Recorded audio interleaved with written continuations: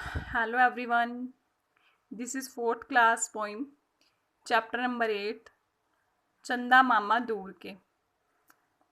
सो चंदा मामा बच्चे मून को बच्चे क्या बोलते हैं? चंदा मामा बोलते हैं. So let us read what is in this poem. चंदा मामा दूर के साथ लिए आए तारे चमक रहे हैं कितने सारे. क्या बोल रहे हैं कि जो चंदा मामा है वो अपने साथ काफ़ी सारे साथ लेकर तारे को साथ लेकर आए हैं. तारों को वो सारे चमक रहे हैं. राजमहल में जैसे जगमग जलते दीप कपूर के चंदा मामा दूर के. राजमहल में बच्चे जैसे कोई बड़ा सारा राजा का महल हो, उसमें जो दीपक जग रहे हों वैसे ही तारे भी जगमग रहे हैं. मतलब जैसे अभी आप इमेजिन करके देखो कि किसी रात की रोशनी ना हो और किसी बड़े सारे महल में काफ़ी सारे दीपक जग रहे हों, तो वैसे ही लगेगा कि जैसे चंदा मामा के साथ काफ़ी सारे तारे हों. दूर दूर बिखरे तारे लगते हैं कैसे प्यारे, गिरकर फैल गए हो जैसे लड्डू मोतीचूर के चंदा मामा दूर के. कहते हैं कि दूर दूर बिखरे तारे. अभी हम तारे देखते हैं वो काफ़ी दूर दूर बिखरे होते हैं ना बच्चे.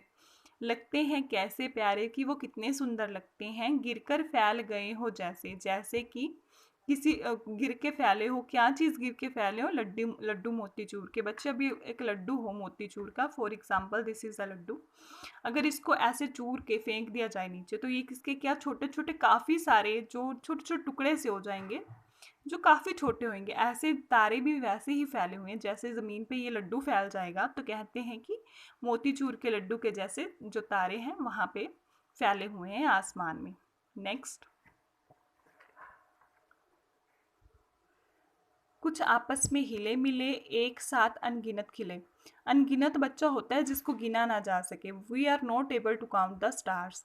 हम स्टार्स को काउंट नहीं कर सकते. तो कहते हैं कि कुछ आपस में हिले मिले, कि आपस में हिले मिले से होते हैं, कुछ पास पास से होते हैं. एक साथ अनगिनत खिले, कि एक साथ अनगिनत जिनको गिना नहीं जा सकता इतने सारे खिल गए हैं.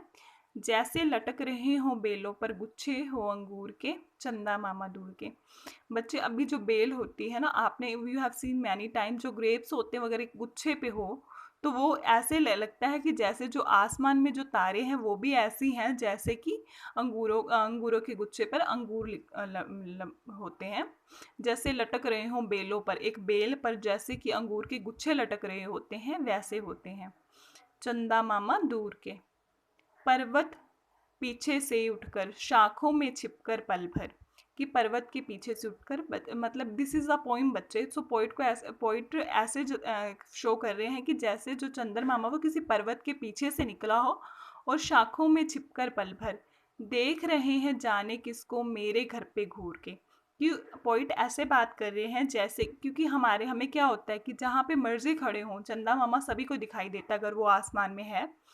उसको ऐसा लग रहा है कि जो वो पीछे से पर्वत से पीछे से निकल कर आया और पेड़ों की शाखाओं में छुप कर ना देख रहा है मेरे घर पे ना जाने किसको घूर के, कि मेरे घर पे किसी को घूर कर देख रहा है. उसको ऐसा लग रहा है कि जो चंदा मामा वो मेरे घर की ओर देख रहा है.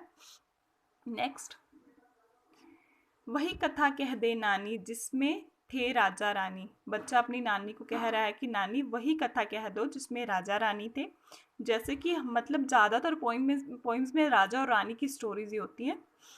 रानी ने जब दावत की थी दही बड़े थे बूर के चंदा मामा दूर के. बच्चे रानी ने जब दावत की थी, दावत होता है एक पार्टी करनी, खाने पे किसी को बुलाना है ना. तो रानी ने जब दावत की थी, जब रानी ने वो पार्टी करी थी तो वहाँ पे दही बड़े थे बूर के. बच्चे दही बड़े होते हैं जैसे कि दही और दही में मिला हुआ कुछ दाल का बना होता है, तो वो एक डिश होती है. कहते दही बड़े थे बूर के चंदा मामा दूर के. So this was a story बच्चे. इसमें हमने क्या सीखा है कि चंदा मामा जो हैं उन वो अपने साथ काफ़ी सारे तारे लेके आए हैं. वो तारे ऐसे हैं जैसे मोतीचूर के लड्डू फैले हुए. हमने एक तो ये पढ़ा. एक हमने पढ़ा कि वो जैसे अंगूर होते हैं ना, गुच्छे लटके होते हैं अंगूरों पे, वैसे हैं तारे. और कहते हैं कि जो आसमान में जो चांद है वो हमारे घर पे घूर के देख रहा है, छिपके हमारे घर की ओर देख रहा है. और एक ये बताया गया राजा रानी की कि वही नानी को बच्चा बोल रहा है कि तू वही स्टोरी सुना दे जिसमें रानी ने दावत की थी और जिसमें दही बड़े थे भूर के चंदा मामा दूर के. So okay, this was the chapter. So goodbye students.